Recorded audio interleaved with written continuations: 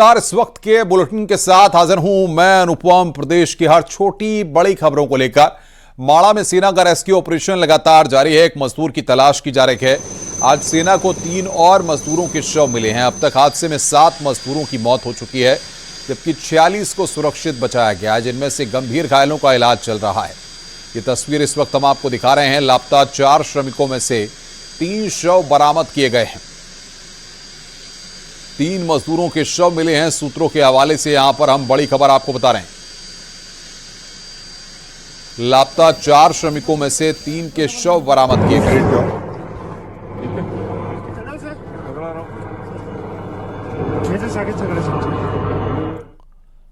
चमोली के माड़ा में रेस्क्यू ऑपरेशन जारी है। वहीं सीएम पुष्कर सिंह धामी पल पल की अपडेट ले रहे हैं।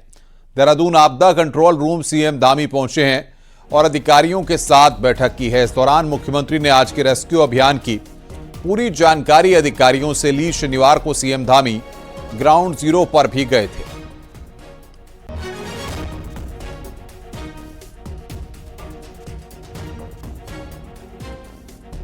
54 में से 50 लोगों को रिकवर कर लिया गया, जिसमें से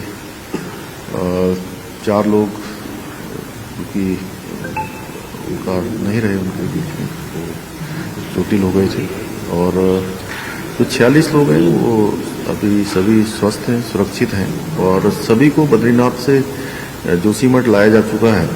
और जोशीमठ से एक थोड़ा सा उनको हायर सेंटर के लिए रेफर किया गया है, ऋषिकेश उनको लाया जा रहा है।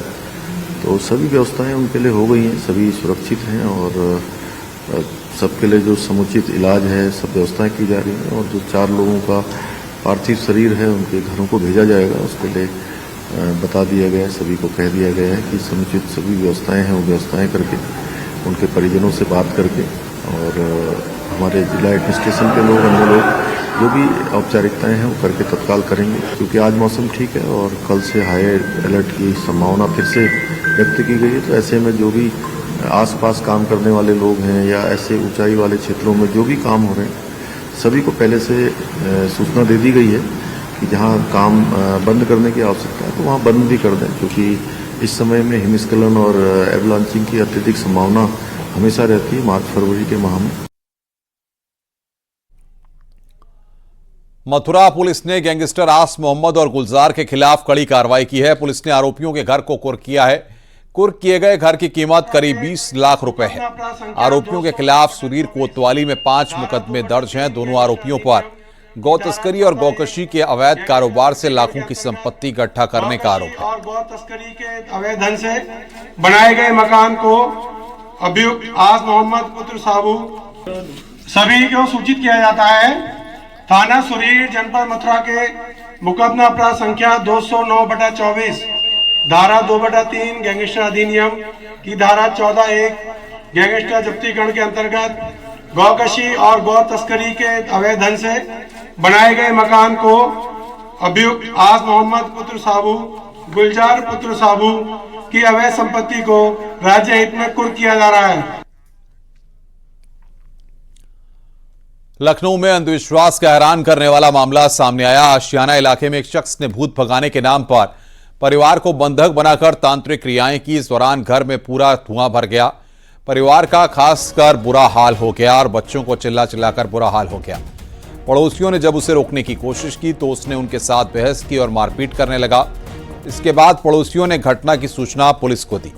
घटना की सूचना मिलते ही कई थानों की पुलिस भी मौके पर पहुंची।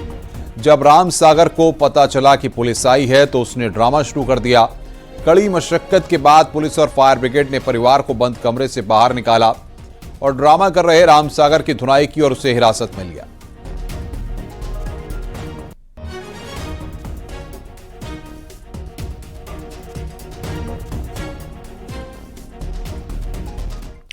बुलंदशहर का एक बच्चा अनोखा सोशल मीडिया पर वायरल हो रहा है। परिजनों का दावा है कि इस अनोखे बच्चे की आंखें रंग बदलती हैं। 1.5 साल के अर्श सोशल मीडिया पर स्टार बन गया है।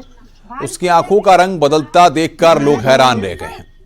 परिवार को दावा है कि बच्चा जिस तरह के कपड़े पहना है, आंखों का रंग वैसा ही दिखाई देने लगता है। बीसरा कॉलोनी में रहने वाले अर्श के पिता असलम प्लम्बर का काम करते हैं। परिवार ने जब बच्चे को डॉक्टर को दिखाया तो बच्चा पूरी तरह स्वस्थ है, आंखों में कोई परेशानी नहीं है। परिवार इसे कुदरत का करिश्मा बता रहा है।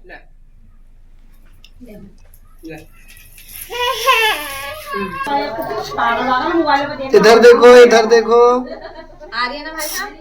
मेडिकल साइंस में जो कुछ मैंने पढ़ा है और देखा है, अभी तक ऐसा कोई संभव नहीं कि कपड़े पहनने से आंखों का कलर चेंज होता है।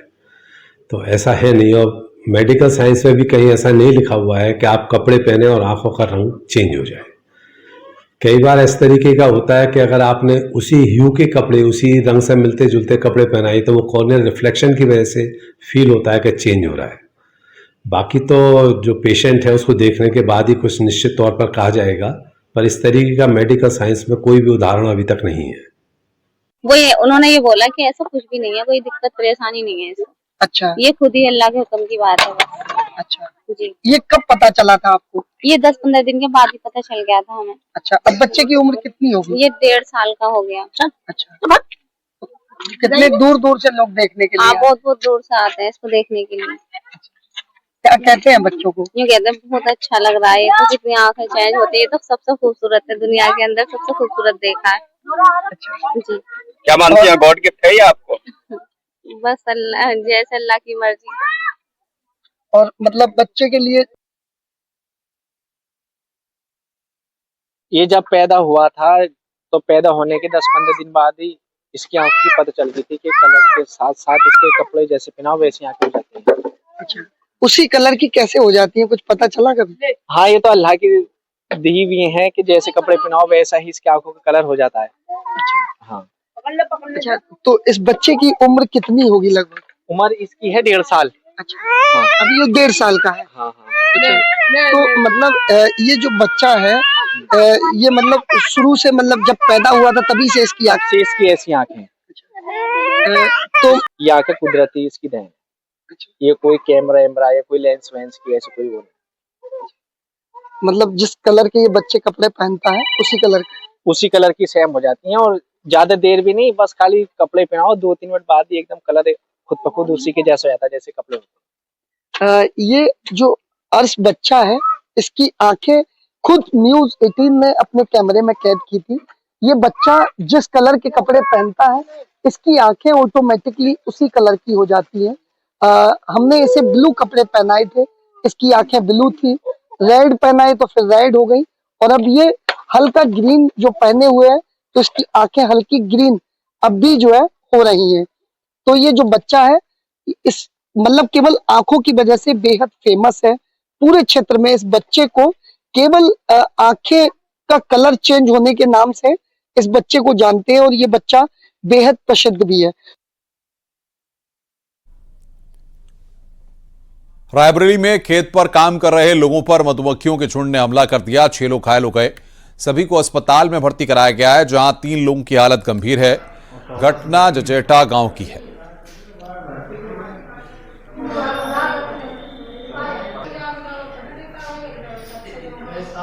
लगभग 6 लोग एक ही परिवार के खेत में काम करने के दौरान मधुमक्खी का शिकार होने के दौरान यहाँ पे आए हुए थे। उनका बेसिक ट्रीटमेंट किया गया। 3 की स्थितियाँ उल्टियाँ और पेट दर्द और घबराहट को देखते हुए उनको भर्ती कर लिया गया है। बाकी 3 की स्थितियाँ काफ़ी अच्छी है। वेस्टर्न डिस्टर्बेंस के चलते पहाड़ से लेकर मैदान तक जो बारिश हुई है उससे फसल और बागवानी के लिए नई उम्मीद पैदा हो गई है। किसान और विशेषज्ञ दोनों इससे बेहद खुश हैं।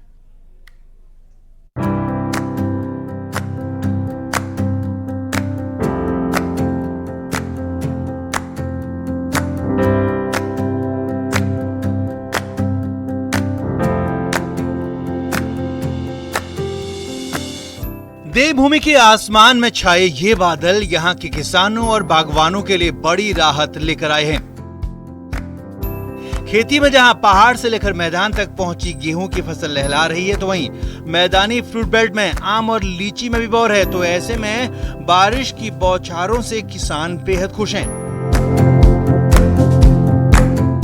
इस इसे मैं अमृत बरसात कह सकता हूँ, क्योंकि इस समय जो बारिश यहाँ पर हुई है यह बिल्कुल खेतों की फसलों के लिए और हमारी बागवानी में जैसे आम है, लीची है, कटहल है, इनके लिए बहुत ही लाभदायक है। अगर इस समय ये जो बारिश हुई है इससे हमारे आने वाले समय में लगभग 30-35 दिन के लिए हमें बहुत बड़ी राहत मिली है और इसके बाद भी अगर कोई ऐसी बारिश होती है तो उसका फायदा किसान को होगा।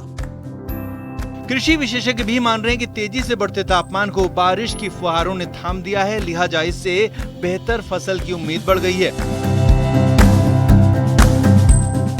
फसलें हैं और जो फल हैं, सब्जियां हैं, सबके लिए वरदान है, क्योंकि इस समय जैसे मुख्य रूप से पर्वतीय क्षेत्रों में जो गेहूं है उसमें बारिश की नितांत आवश्यकता थी, जो वर्षा आधारित हमारे थे। तो ये अगर कहा जाए कि कृषि के लिए, कृषि बागवानी के लिए ये जो वर्षा है, ये जो मौसम है, ये वरदान साबित होगा और हम आशा कर रहे हैं कि इससे हमारा उत्पादन प्रभावित नहीं होगा बल्कि बढ़ेगा।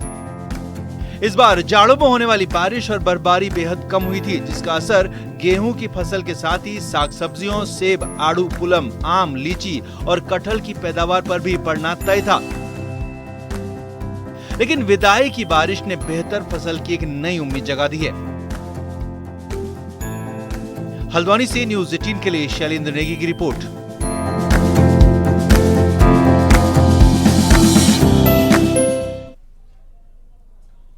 रुड़की के गंगनहर इलाके में एक बारात में मामूली कहासुनी पर जमकर मारपीट हो गई, जिसका वीडियो सोशल मीडिया पर वायरल हो रहा है। सूचना मिलते ही मौके पर पहुंची पुलिस ने मामला शांत करवाया। वहीं पुलिस का कहना है कि मामले की जांच पड़ताल की जा रही है, लेकिन अभी तक पुलिस को कोई तहरीर नहीं मिली है। न्यूज़ 18 वायरल वीडियो की पुष्टि नहीं करता।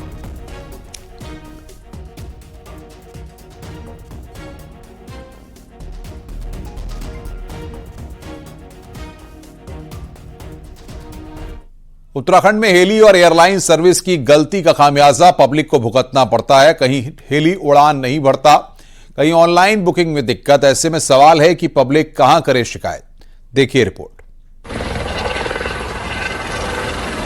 केदारनाथ में हेली कंपनियों की मनमानी का नतीजा यात्रियों को भुगतना पड़ता है। जब टिकटों की ब्लैक मार्केटिंग होती है, हेली कंपनियों की मनमानी इतनी भर नहीं है।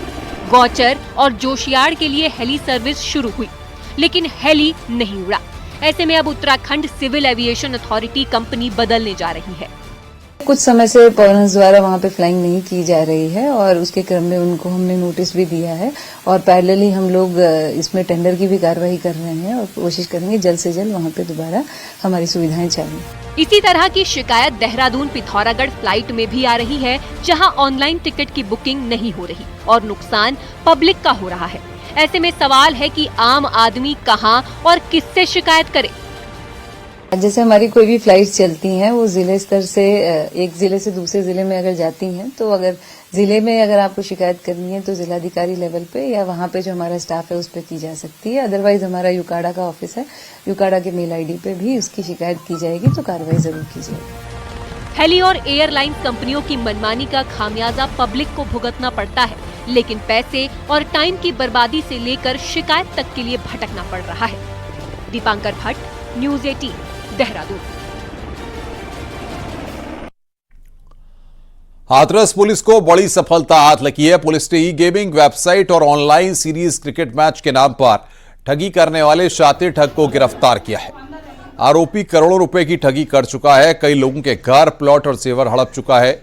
आरोपी पीयूष मित्तल मिर्च कारोबारी का बेटा है। लोगों को मोटे मुनाफे का लालच देकर अपने जाल में फंसाता था। पुलिस ने कई लोगों की शिकायत के बाद आरोपी के खिलाफ कार्रवाई की है।